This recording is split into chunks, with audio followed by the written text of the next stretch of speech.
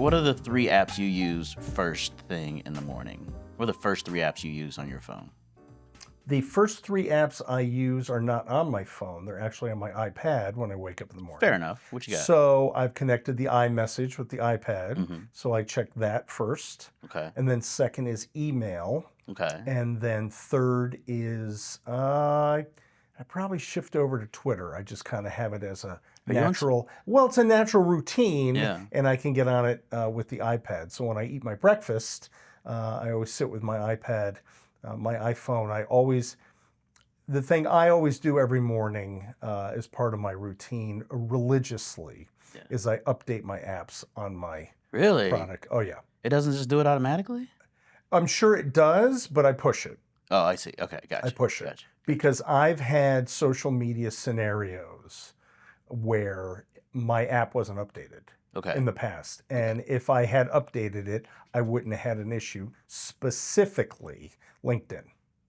Interesting. Oh, LinkedIn is a bear and a half because they change their algorithm on the minute. They do. And the hour and the day and the week, and it's exhausting. You know what I love about it, though, is if you look at it from an analytical standpoint, it's really easy to spot the change. Oh, it's very elementary when you see the change. Like, wait, well, why'd you do that? And you just kind of work backwards. Oh, okay, now I get it. Yeah. Like, and they seem to be making incremental changes because I would bet that Microsoft wants to get into a place where it's solid, like a Facebook, right? Yeah. So they're making incremental changes and testing. Whereas an app like Facebook, you remember Facebook's gone through like drastic changes. Yes. Right? Yes. They'll just flip the script upside down, which didn't go well with the user base. Instagram, yeah. Oh, same, Instagram as well. So I think they're making incremental changes, and you can kind of see it and also predict, well, what's the next change going to be based on this? But that's just my world. I can't think that much. Yeah, I would confuse myself like crazy. I didn't know you were on Twitter.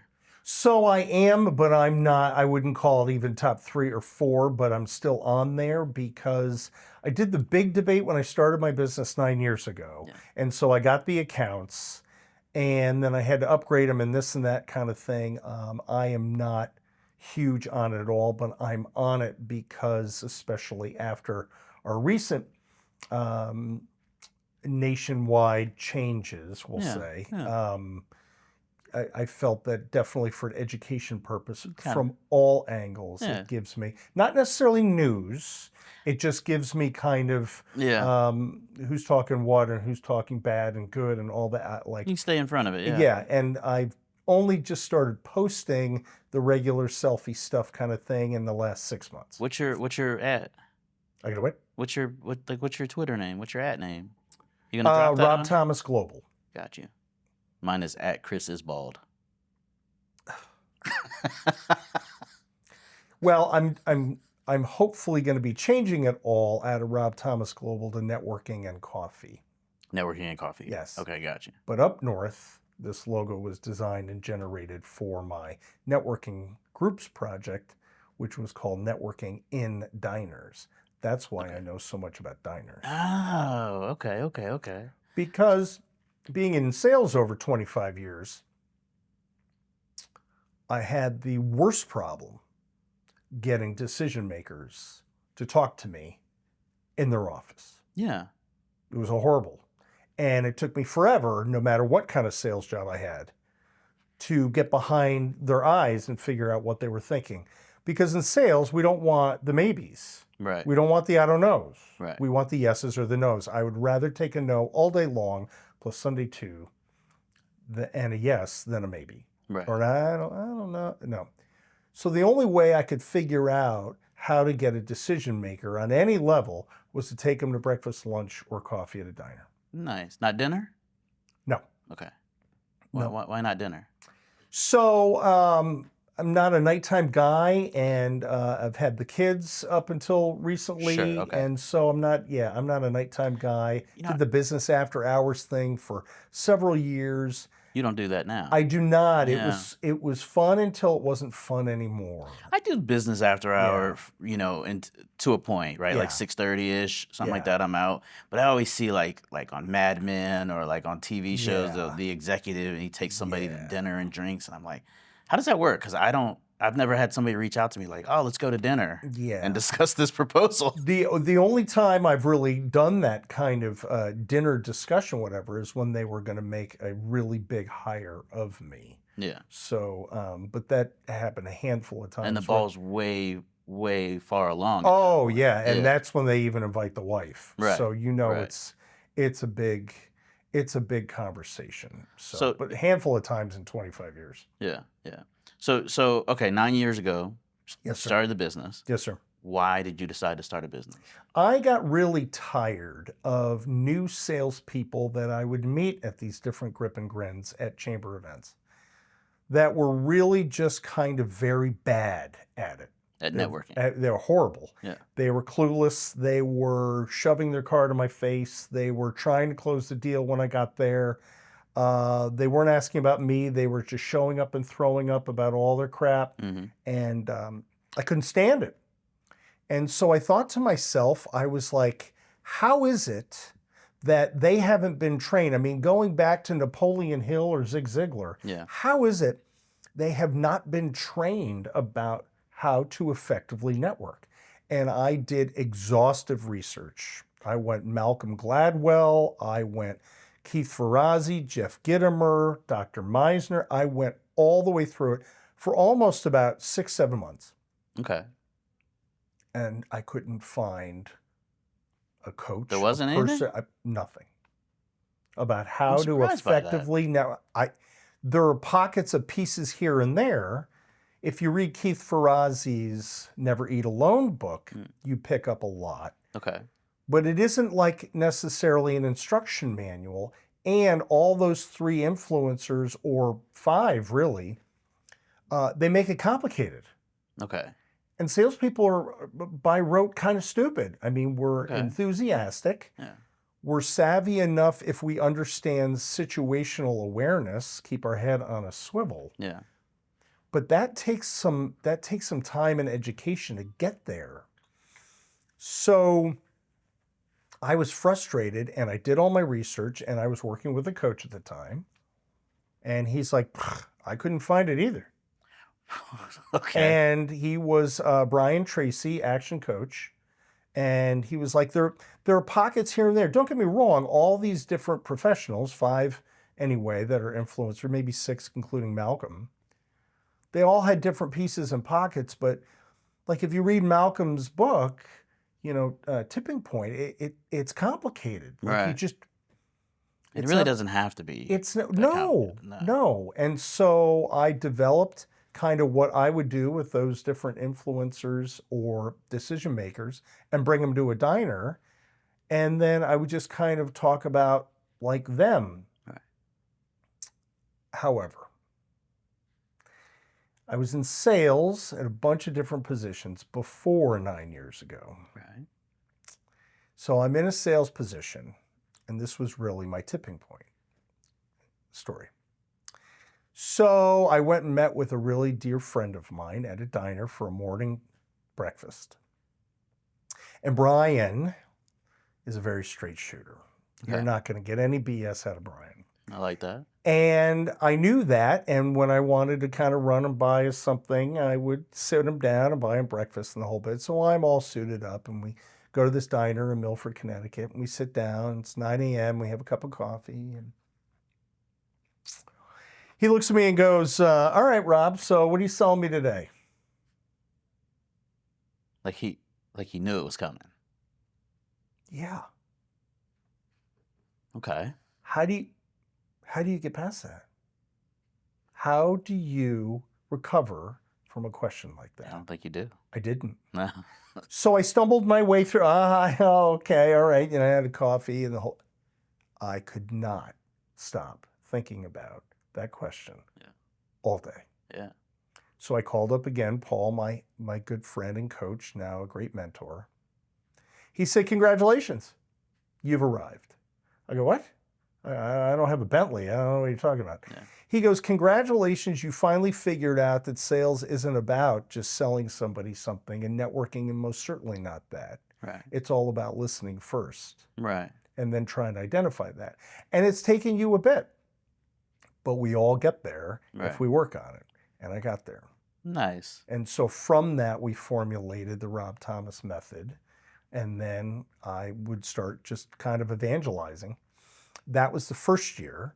And through that, then they would all say, so where's your book? I go, my what? Give me my notebook where I take my, note. And they're like, no, your book. Gotta write a book. You talk about it. And you've got quotes and things and pieces. I don't need a book. I'm fine. I don't need any of that. Yeah, actually you do. Because if you want to take it to the next level or you want to get on stages, do professional speaking, they're not hiring anybody who doesn't have a book. I go, come on. And I did some more research and soul searching, and they were completely 100% right. Right. And it completely ticked me off. And so I worked on it for all of 2018, and I worked on it with a friend of mine, and we put it together.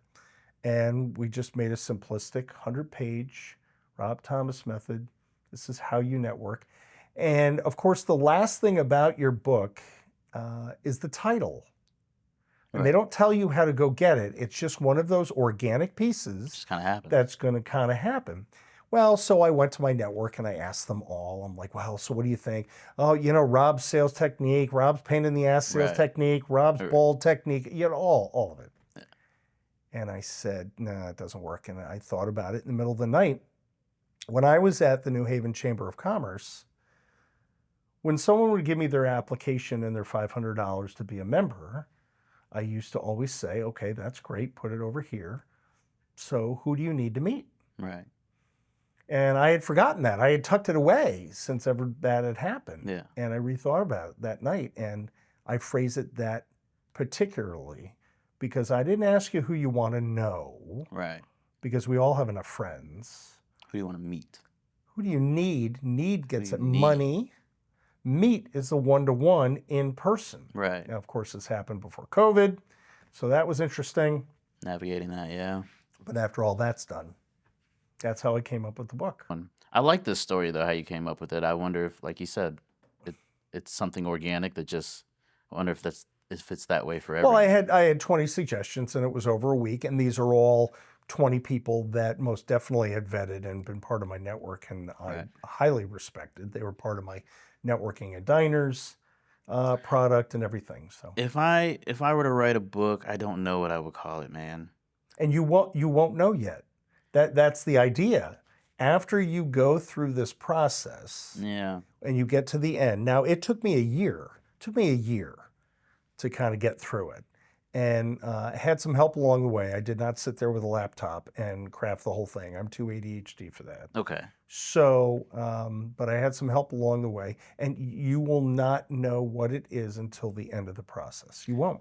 I've thought about it, and back in the day, my story is I started the business from a motel room, the room 32, and so I've often thought. In fact, I own room32.org, and I've often thought that I would name it Room 32. I love it. So maybe I'll. Why not? Maybe I'll try. That's right. Like Why not? Yeah. Yeah. But all right. So you teach people to network. Correct. Tell me this. I'm sure you. Well, I shouldn't assume. When you go to a networking event, yes, sir. Is there any anxiety that you feel? No. What do you tell to somebody who has anxiety when they being in a large room? Number one question I get. Yeah. Because although either salespeople or directors or even business owners or principals of law firms, accounting firms, high, big, $300,000-$400,000 kind of partners. Right. They don't want to go because it's annoying and somebody's going to go sell me something and I'm going to have some bad wine and cheese and crackers and I have to listen to some speaker and you're wasting my time. Okay.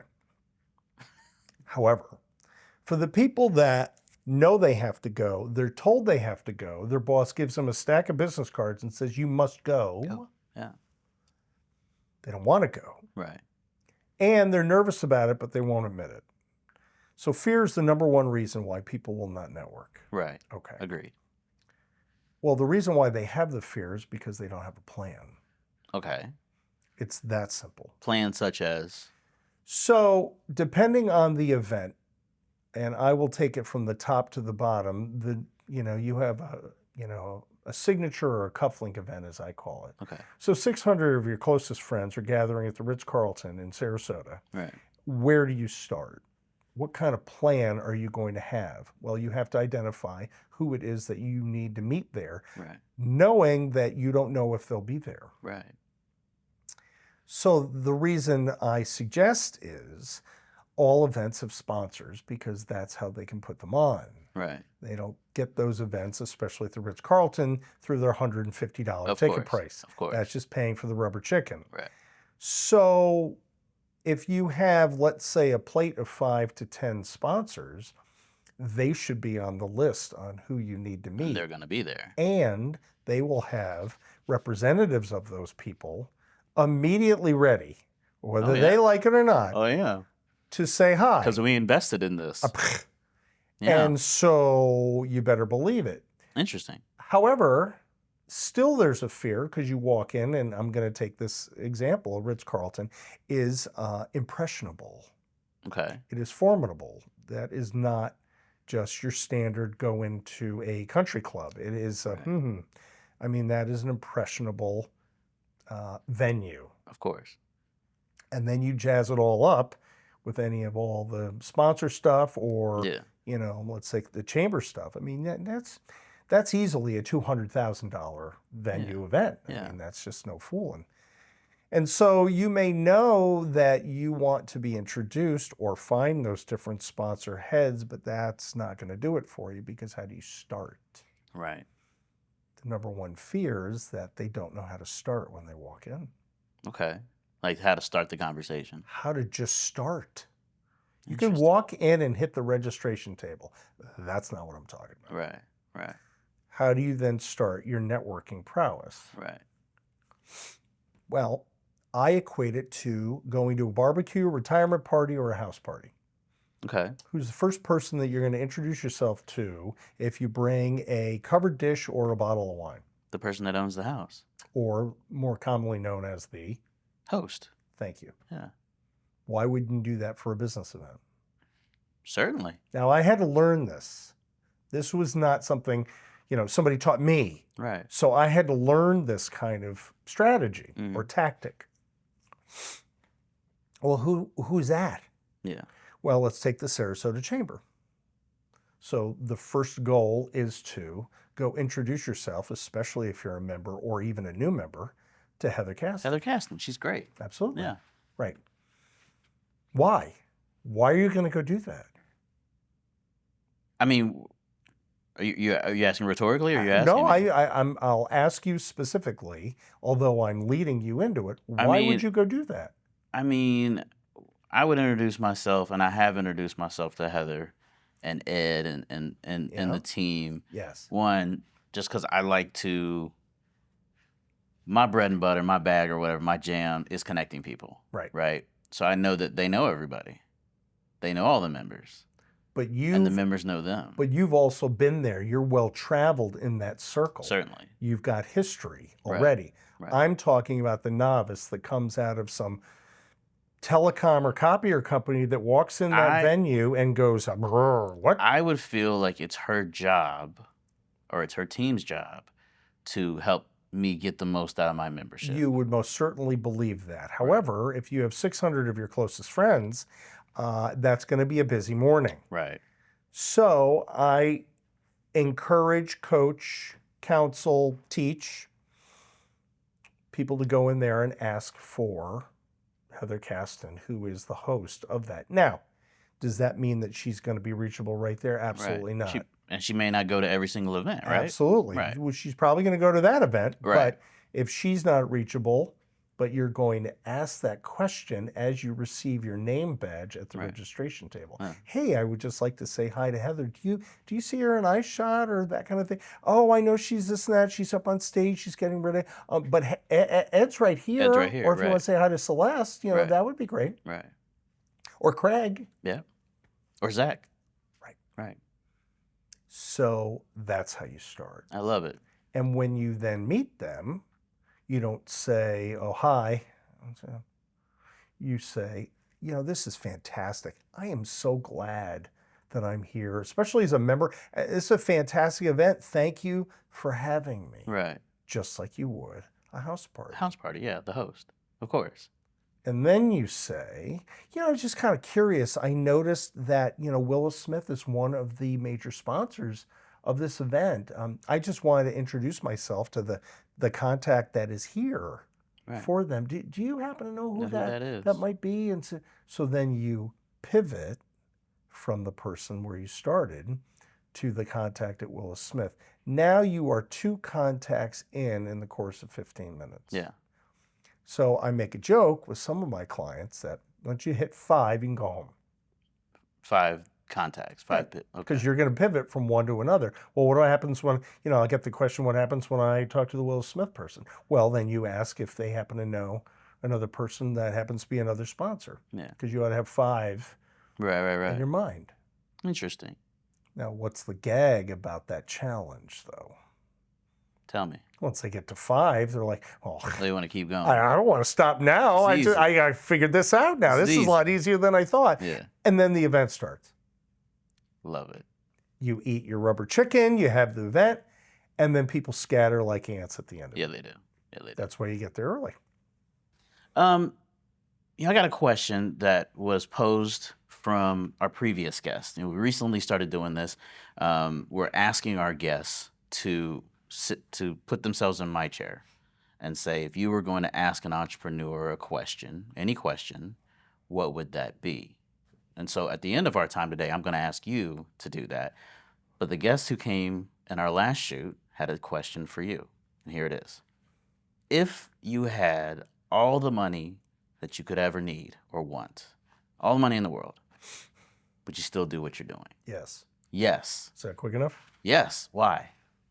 Because I enjoy it. It's fun. So the phrase that was the ultimate quest that made me decide to do what I do is literally, if you have a passion and love what you do, you will never work a day in your life. I've heard this, yes. I like it. Same, right? I love what I do. I am more, I really have a lot of fun looking at data and analyzing it and interacting with clients. I love what I do. But I am more addicted to the disciplines that I've established, right? So waking up in the morning, doing my morning routine. I have my morning routine, right? Doing those things, coming to the office and looking at data sets and then interacting with a client and marking off specific tasks and doing, having this meeting, that meeting, whatever. I'm addicted to these disciplines that I've set. Now, I just happen to love what I do, but I could also love doing something else. It's the discipline that I'm addicted to, this game of being a business owner. So I plan to own a Gento forever, but if I were to own something else, I would be addicted to the discipline. And I feel like, especially with the marketing background that I have, I feel like I could start a pool service or a landscaping company and be addicted to the discipline, the game of entrepreneurism. I've had it asked in a different question. Okay. So it's been asked of me in a phrase of, okay, great, that's fine. You love what you do, that's great, and the whole bit. But I want something a little bit more exotic. Right. I want you to tell me, if I had all the money in the world and would still do this, and would I travel to all these chamber events? I mean, really? No, I want something a little bit more exotic. Yeah. Okay, so to know Rob Thomas is to know that if I ever disappear, there's one place you can find me. You want me to guess? No. Okay. No, because that would be painful. Santorini, Greece. Oh, very cool. Yeah, very cool. So if I ever disappear off the planet, That's where I've you're at. instructed all of my closest friends and colleagues to look back at the person and say, have you seen Rob? He's in Santorini. Have you seen Rob? Like, where did Rob go? Have you checked Santorini? Because he probably is there. Favorite place to go, yeah? Wow. One-way ticket. Don't care how hot it is.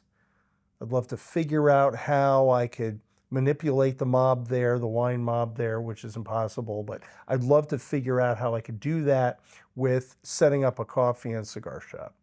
Very cool. What's your favorite cigar? Avo Exo Legato.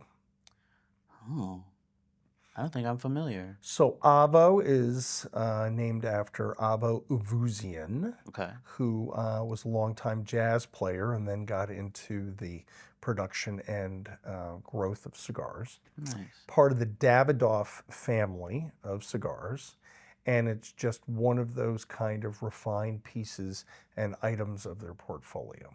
Nice. And so that forever. So if anybody asks me what's your favorite cigar, I roll that off. And Yeah. they may or may not know it, but typically on birthdays it shows up. I'm a fan of, one of our first guests on Stir was Yanko Maceda, who owns Tabanero Oh, sure, yeah. in Ybor City. Yep. Those are really good. But if I had to choose a favorite, it's probably 1964 Patron.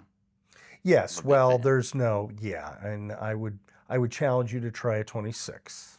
I tried the 26s. No, And isn't there a 52 as well? I only know 26 and 26 the and 64. That's right, all yeah. I know. Yeah. I like the 26s. I have some of those in the humidor. Oh, those are yummy deliciousness. I think I like the 64s a little better, but they're both really, really good. So my challenge is I can't go out and just buy a box of those. Now, if I had all the money in the world, I most certainly probably would do that. And that's, when Ernie DuBose posed the question, we both agreed that would we still do what we're doing? Yes. But there would be signs that we had all the money in the world. there would be some differences. Well, so yeah, and so if I stayed locally, I would ride around like a politician. Got you. So I would have a Suburban or a Tahoe. I'd have a driver. Yeah. And I'd go to all these places and speak at all these things, and that would be like the local or the U.S. maybe kind of thing. All the money in the world. But but if I ever disappear and want an exotic kind of chore, now this is kind of provided too that family's all set, and God forbid that. Well, anyway. Yeah, I got you. Why? Coffee Yes, places. sir. You meet a lot of people. I see you on LinkedIn. Yes. I actually was talking about you just a couple of days ago to somebody that we're talking about like LinkedIn content. I said, there's lots of routes you can go. Yes. There's a guy, Rob Thomas, that goes like selfie route. He'll have a coffee with all these different people, and I'll see him on LinkedIn taking a selfie with these individuals. Why coffee? Why selfies? Talk to me about this. I was told, especially in the beginning, and this was the help of my friend Paul, that if I am not out networking and showing that I am exposing or networking with other people, I have to prove it. Oh, interesting. And so proof is in the action, and it's in the pudding. Yeah. I don't know why selfies. I may or may not be good at it. I'm old enough to really kind of do it. Sebastian Maniscalco does this whole bit about selfies are ridiculous. I don't care about that. It's a thing, and I do it. And I knew, again, in the beginning that I was going to have to set up certain kind of marks or trademarks about what I was up to. Yeah. And I've always had kind of the blob logo that started, the bug or the amoeba started because it is a blob that has intersecting circuits of network. Right. Okay. All right. When the networking in diners product came online in about 2016, we added the coffee mug. Okay. Coffee, so I don't drink. Right. So that's been a long, Same. Yeah. So that's been a long-standing piece of my me. Yeah. And so coffee is easy, and coffee you can have all the time, and diners have unlimited amounts of it, especially in Connecticut, New York, New Jersey, or Long Island. Down here is the same. It's just a little bit more alternative and different. There's so many different types of shops. Yeah. Up north, I don't think there are different types of shops as much as there are diners. Anywho, so grabbing a coffee, breakfast, lunch, or coffee is my phrase. Gotcha. And I do that phrase, and I started that phrase again 9 years ago. Might have been 8 or 9 years ago. Because each person or professional truncates their day I believe, and there could be the evening, but I believe in 3 different formats. Okay. Breakfast could be anything from 7 a.m. on. Lunch, typically your noon to 1. Or coffee could be in the morning, but an afternoon coffee is typically your breakup like a 2 to 3 or a 3 to 4, depending on your personality or your job. Right. I added lunch in there ironically because lawyers typically will never meet with you before or after work because they're on the clock. So they'll only meet with you at lunch. Interesting. So that noon to 1 is when I would meet attorneys. Valuable time. Right. Yeah. And it wasn't billable. Now you may see attorneys at after hours. Well, that's a 5:36 or a 6:30. That's on them. But I don't go to those. Interesting. I break my day up into 4 sections. Launch, cruise, deploy, ninja. Okay. Morning, launch, cruise is during the day. Yep. Deploy to shoot, right? End of the day, how I want to Okay. end my day that's going to fuel me for the next day. Set Yeah. me up. And then ninja is like after hours. You know what I mean? If I can crack the laptop, everybody in the house is asleep. Like, catch up on some work, right? You know, maybe an hour here, 45 minutes there, whatever. I'm in ninja mode. The emails aren't coming in. You know, same thing as ninja mode is on like holidays too. Like I'll work on like July 4th. I'll work on President's Day. I'll work on MLK Day because it's ninja mode. Like emails don't come in, phone calls don't come in. So my pattern has evolved, especially in the last 2 years because of the area we live in. But in the last, I would say at least 5, my pattern has evolved because every good, in my opinion, sales professional has got to have some kind of good, actionable, followable routine of their day. That's my opinion. Yeah. I am a morning person. I'm a type A right out of the gate. When I started this, I was like, I think I'm type A. I had another consultant tell me, you're either type A or a B, you're morning or night. I need you to pick right now. Right now, I need you to decide. And I was like, and it was just about the patterns, and we worked on it. I said, yeah, I love the morning because I'm fired up and I'm ready to go. Yeah. Lunch I can get through. Afternoon coffee, again, I'm like a 2 or a 3. But after about a 3:30, the wheels come off my bus. Okay. Wheels come right off my bus, and I've got to go just like chill. In addition, I didn't have a regimented follow-up procedure. I was stuck.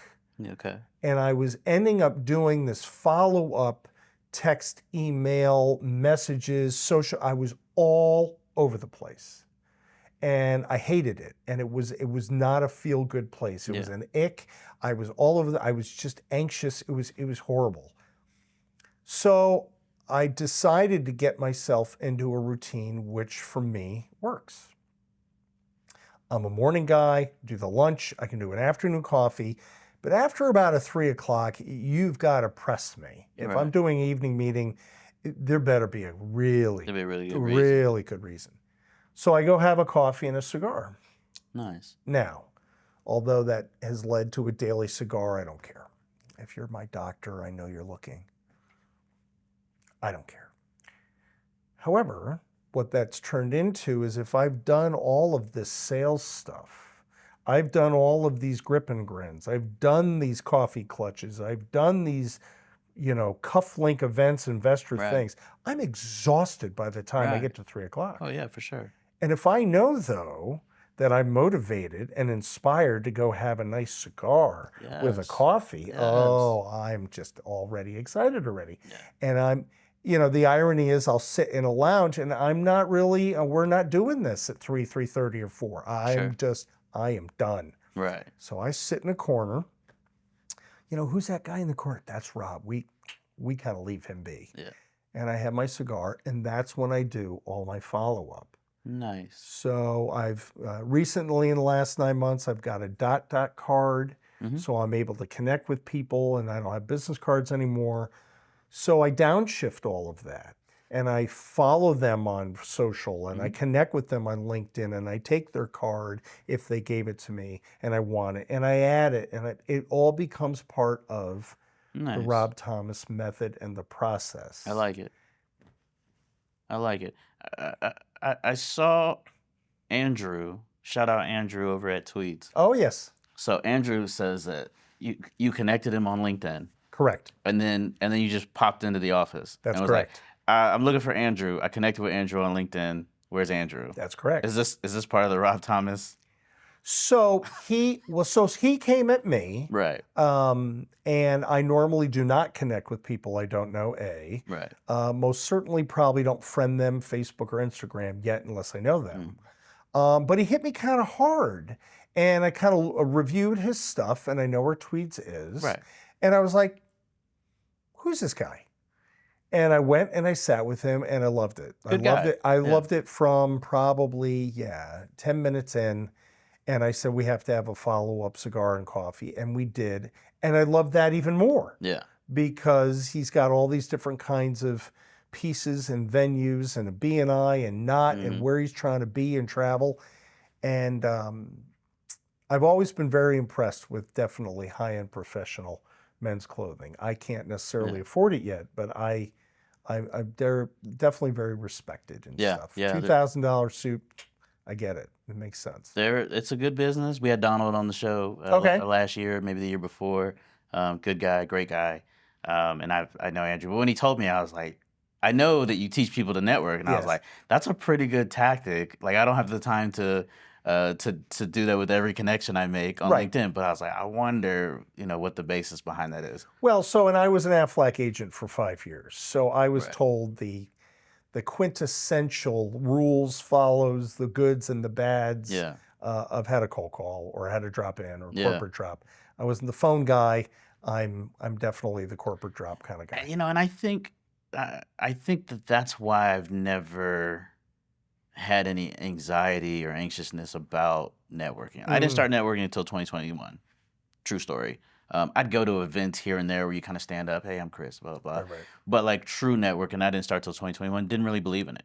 Yeah. It never had really any success. Yeah. They had to coax me into joining the Business Alliance. Yeah. And you know me, I'm the biggest cheerleader for it now, right? But I've never had any anxiety because when I started the business, I went door to door. Right. And when you walk in somewhere and people tell you to get the hell out. Right. Over and over, and you just keep going until you get a yes. Walking into a networking event is like, it's easy, whatever. Right. So I think that's why I've never dealt with it, but I'm respectful of the idea that not everybody started their business by going door to door. Absolutely. So, all right, cool. Rob, how do people find you? The easiest way to find me is go to robthomasglobal.com. Okay. And again, we're in the middle of that transition over to networking and coffee, but that transition takes a while. Yeah. So it starts there, but I'm on Instagram, Facebook, LinkedIn, of course. And Twitter. And Twitter. Yes, I am. Yes, I am. Where do I find the book? Yes, I am. So you can find the book easiest on Amazon. Okay. So Who Do You Need to Meet is on Amazon. Easiest way to connect to that, though, is to go to my LinkedIn profile. May or may not be connected. And if we are, you scroll down to publications, you click on the button, takes you right to the buying page of Amazon. Amazon. Perfect. Yeah. And it's also on Audible, which is free. Did you read it? I got what? Did you narrate it? I did. Nice. I did. And I was asked that before I did that. And they're like, you have to narrate it, Rob, because I want to hear your voice, because a lot of people will have others narrate their book. They do, but it makes a difference. It does. Yeah, the couple of audio books that I've truly enjoyed. Yeah. Joey Brannon, who was a guest on the show, he did his. Yeah. And then Andre Ward, the fighter Andre Ward, narrated his own, but it was great. So I was nervous. If you listen to it, for the first 10 or 11 chapters, I was very, very nervous. I was just nervous. I was in this booth and I was all freaked out.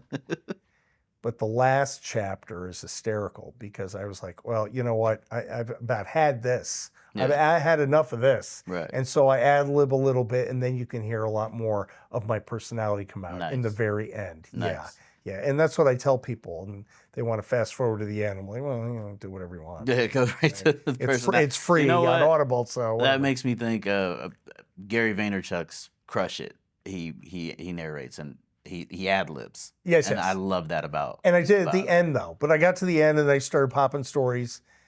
And so when I got done recording the whole thing, the guy who was helping me record it's like, so why didn't you do that The whole for time. for the first 10 or 11 chapters? I go, because you freaked me out. I was like too nervous. Yeah, nervous. I was like in the booth go, hi, how are you? You know, he taught me this whole thing, water and not coffee and a cough and to talk specifically when you are. You got to articulate. Oh my God. You got a how now brown cow. Oh, I was all freaked out. Yeah, I was.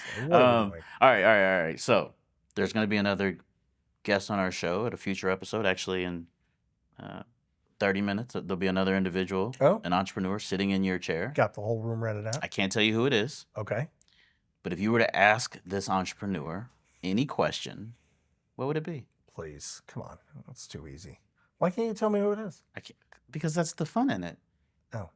It's a general question. And who do you want to meet? Well, you got it wrong. Who do you need to meet? That's right. See?